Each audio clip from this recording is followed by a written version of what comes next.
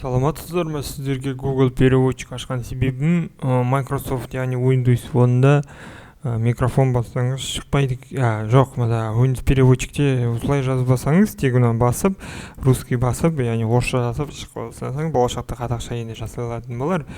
Және мына жерге де разрешить дейсіздер, мына жерге де басып, голосовой вывод не поддерживать дейді.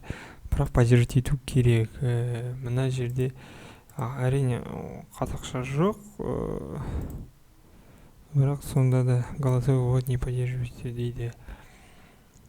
Так, ең басты орысша поддержка жасау, мышканың оң жақ батырмасын басамыз, параметры дегенге кіреміз, специальные возможности дегенге кіреміз.